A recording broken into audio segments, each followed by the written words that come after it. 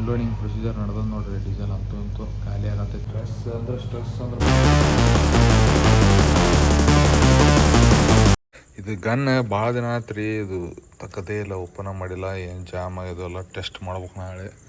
So ಈಗ night ಎಷ್ಟಾಗ್ಯದ ಅಂದ್ರೆ 9:30 ಆಗ್ಯದ ರೀ. ಊಟ ಗಿಟ ಎಲ್ಲ ಆಗೈತಿ. ಈಗ 10:30 ಅಂದ್ರೆ ಮಕ್ಕೊಂತೀನಿ ಸ್ವಲ್ಪ ಮೊಬೈಲ್ ನೋಡಿ.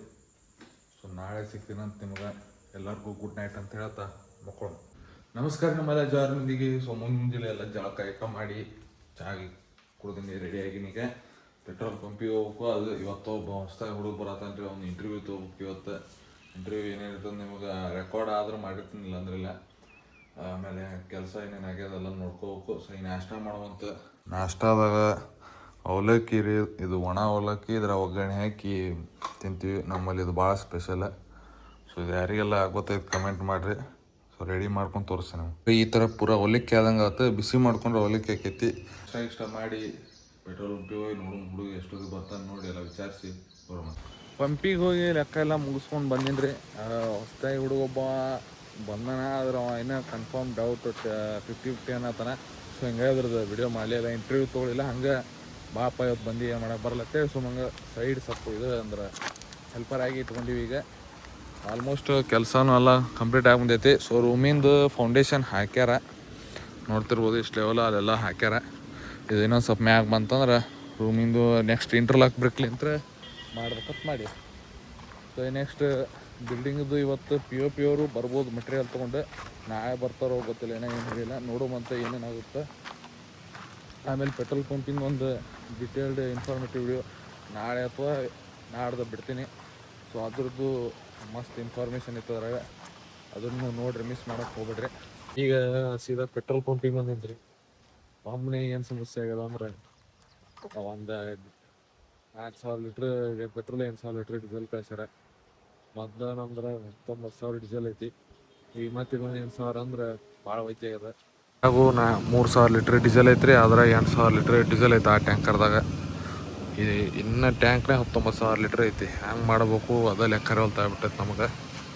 ಈಗ ಮನೆಗೆ ಊಟ ಮಾಡಕ್ಕೆ ಬಂದಿನ್ರಿ ನಾ ಸೀದಾ. ಯಾಕಂದ್ರೆ ಅದು ಸಣ್ಣದ ಟ್ಯಾಂಕರ್ ಒಯ್ದಾರ ಈಗ ಬೇರೆ ಪಂಪಿಗೆ ಖಾಲಿ ಮಾಡೋಕೆ. ಅದು ಮಾಡ್ಕೊಂಬಂದ್ಮೇಲೆ ಮತ್ತೆ ಖಾಲಿ ಮಾಡುವಂಥ ಪಕ್ಕ ಜವಾರಿ ಊಟ ಮಾಡತ್ತೀನಿ. ಕಾಳು ಪಲ್ಯ ಚಪಾತಿ ಊಟ ಎಲ್ಲ ಆಗ್ಯದ್ರಿ. ಈಗ ಊಟ ಮುಗಿಸ್ಕೊಂಡು ಪೆಟ್ರೋಲ್ ಪಂಪಿಗೆ ಹೋಗ್ಬೇಕು. ಹೋಗಿ ಅದನ್ನು ಡೀಸೆಲ್ ಬಂದದ ಇಲ್ಲ ನೋಡ್ಬೇಕ್ರಿ. ವೆಹಿಕಲ್ ಏನು ಮಾಡ್ಯಾರ ಅವ್ರು ಪಂಪ್ಗಳು. ಇನ್ನೊಂದು ಪಂಪ್ ಐತಿ ನಮ್ದು ಅಣ್ಣಾರ್ದ. ಸೊ ಅಲ್ಲಿ ಖಾಲಿ ಮಾಡಕ್ಕೆ ಹೋಗೋದು ಸಣ್ಣ ಟ್ಯಾಂಕರ್. ನಾನು ಊಟ ಗೀಟ ಮಾಡಿ ಬರ್ಬೋದು. ನೋಡು ಏನೇನಾಗುತ್ತೆ.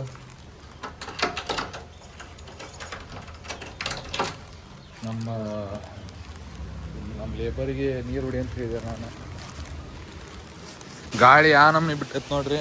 ಎಲ್ಲ ನೀರು ಹೊಡೆದಾರೆ ಇಲ್ಲ ತೇಳಿ ನೋಡಕ್ಕೆ ಬಂದಿನಲ್ಲ. ನಮ್ಮ ಕಂಪೌಂಡ್ ಕಾಯಿ ಯಾರ ತಲೆ ಮೇಲೆ ಬೀಳ್ತಾವ ಗೊತ್ತಿಲ್ಲ. ಆದ್ರೆ ಒಂದು ಸಲ ಬಿದ್ದಿಲ್ಲ, ಬೀಳಂಗೂ ಇಲ್ಲ. ಆ ಪ್ರಕಾರ ಹಚ್ಕೊಂಡ್ಬಿಟ್ಟವು ನಮ್ಗೆ.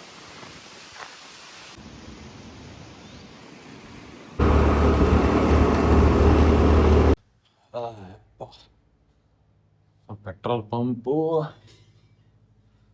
ಭಾಳ ಹೈರಾಣ ಕೆಲಸ ಇದ್ರೆ ಪೆಟ್ರೋಲ್ ಪಂಪ್ ಸಿಕ್ಕಾಪಟ್ಟೆ ತಲೆ ಇದು ಮಾಡಿಸ್ತೈತಿ. ಸ್ಟ್ರೆಸ್ ಅಂದ್ರೆ ಭಾಳ ಆಗುತ್ತೆ. ಸೊ ಕಂಟ್ರೋಲ್ ಮಾಡ್ಕೋಬೇಕು. ಆ್ಯಕ್ಚುಲಿ ಏನು ಮಾಡಕ್ಕೆ ಬರೋಂಗಿಲ್ಲ.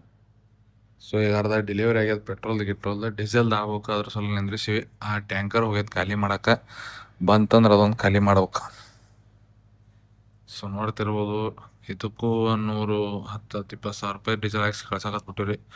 ಆದಷ್ಟು ಟ್ಯಾಂಕ್ ಎಷ್ಟು ಖಾಲಿ ಆಕೈತಿ ಅಷ್ಟು ನಮಗೆ ಅನ್ಲೋಡ್ ಮಾಡೋಕೆ ಚಲೋ ಆಗುತ್ತೆ. ಅನ್ಲೋಡಿಂಗ್ ಪ್ರೊಸೀಜರ್ ನಡೆದ ನೋಡ್ರಿ. ಡೀಸೆಲ್ ಅಂತೂ ಇಂತೂ ಖಾಲಿ ಆಗತ್ತೈತಿ. ಪಂಪಿಗೆ ಹೋಗಿ ಅನ್ಲೋಡ್ ಎಲ್ಲ ಡೀಸೆಲ್ ಎಲ್ಲ ಅನ್ಲೋಡ್ ಮಾಡಿ ಈಗ ನಾನು ಮನೆ ಕಡೆ ಬಂದೀನಿ. ಪ್ರೆಷರ್ ಬರಿಸಿ ಬರತೈತಿ. ಇದೆಲ್ಲ ಅದನ್ನು ಅನ್ಲೋಡ್ ಮಾಡೋಣ.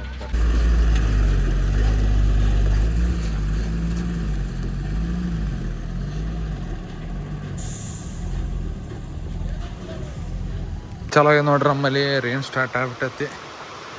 ಜೋರು ಹೊಡೆದ್ರೆ ಕಬ್ಬಿಗೆ ಚಲೋ ಆಗುತ್ತೆ ನಮ್ಗೆ. ಇಲ್ಲಾಂದ್ರೆ ಇಲ್ಲಿ ನೋಡ್ರಿ ಗರ್ಸ್ ಅಂತೂ ಹಾಕ್ಯಾರ. ಸೊ ಇವತ್ತಿನ ಬ್ಲಾಗ್ ಇಲ್ಲೇ ಮುಗಿಸ್ತಾನಂತ. Take care, bye C.